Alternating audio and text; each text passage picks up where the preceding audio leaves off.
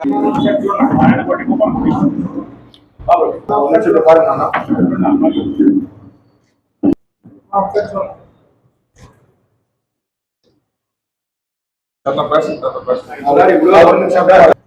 తరతరాలుగా జరుగుతూ ఉన్న విషయం. ఇది ఒక కొంతమంది 500 సంవత్సరాలు అంటారు.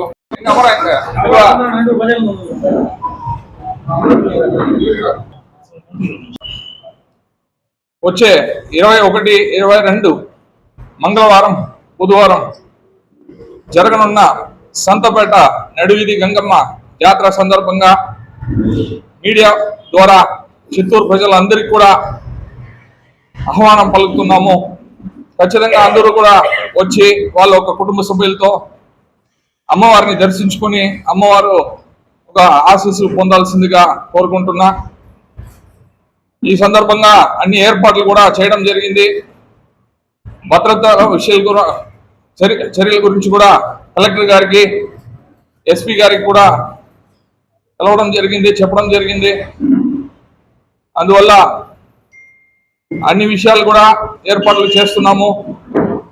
ఇది రాజకీయ పార్టీలకి, కులాలకి అతీతంగా జరిగే ఒక పండుగ కాబట్టి అందరూ కూడా వచ్చి అమ్మవారి నెమ్మదిగా దర్శించుకొని ఆశీస్సులు పొందాల్సిందిగా కోరుకుంటున్నా.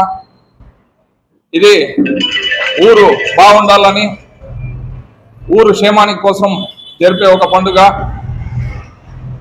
ఇది జరపడానికి మేము ఎంతో సంతోషపడుతున్నాము. మీరు కూడా ఈ 2 రోజుల్లో వచ్చి నెమ్మదిగా దర్శించుకొని అదేవిధంగా అన్ని వర్గాల నాయకులకి, మా జాతర కోఆర్డినేటర్స్కి, మా జాతర వాలంటీర్స్కి అందరూ కూడా ప్రత్యేకంగా ఒక రిక్వెస్ట్ ఏమంటే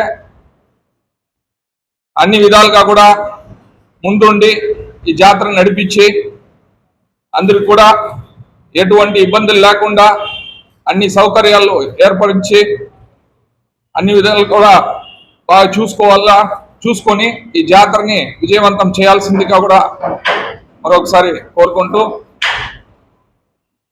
అందరూ కూడా వచ్చి అమ్మవారిని దర్శించుకొని అమ్మవారు ఆశీస్సులు పొందాల్సింది మరొకసారి విన్నపిస్తూ సెలవు తీసుకుంటున్నా. వివరాల గురించి అమరా గారు ఇప్పుడు చెప్తారు.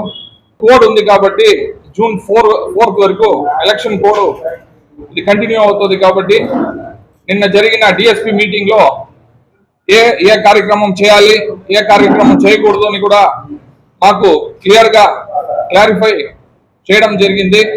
దానికి తగినట్టు మేము కూడా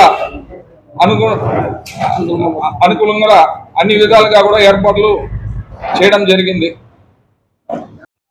మంగళవారం ఉదయం కుమ్మరివారి దగ్గర నుండి అమ్మవారి శిరస్సు ఊరేగింపుతో నడివీధి గంగమ్మ దగ్గర ఉంచబడుతుంది. తర్వాత వెంటనే చైర్మన్ భూపేష్ గోపినాథ్ గారి ద్వారా మొదటి హారతి ఇస్తారు. హారతి ఇచ్చిన వెంటనే అంబిలి కార్యక్రమం ఉంటుంది. అంబిలి కార్యక్రమం ఉదయం 7 గంటలకు అంబిలి కార్యక్రమం ఉంటుంది. అంతకుముందు ఉదయం 7 గంటలకే మొదటి హారతి చైర్మన్ గారు ఇస్తారు. తర్వాత మధ్యాహ్నము 1 గంట ప్రాంతంలో అన్నదానం కార్యక్రమాలు జరుగుతుంది. సాయంత్రం కుంభకూడు అన్ని భోజనం అని ఆ కార్యక్రమం సాయంత్రం 7 గంటల నుంచి జరుగుతుంది. రాత్రికి గంగనాటకం ఆడతారు. మరుసటి రోజు బుధవారం ఉదయము చిన్నపిల్లలచే సాంస్కృతిక కార్యక్రమాలు అక్కడ ఒక చిన్న స్టేజ్ మీద కట్టి అక్కడ సాంస్కృతిక కార్యక్రమాలు జరుపుతాము. మధ్యాహ్నం అన్నదానం చేసి సాయంత్రము ఈ ఓంశక్తి వారి అమ్మవారి ఊరేగింపుతో మేళతాళాలతో ఇచ్చేసి అమ్మవారికి హారతినిచ్చి తర్వాత వినాయకుడి గుడి దగ్గర చైర్మన్ గారికి ఓంశక్తి వారు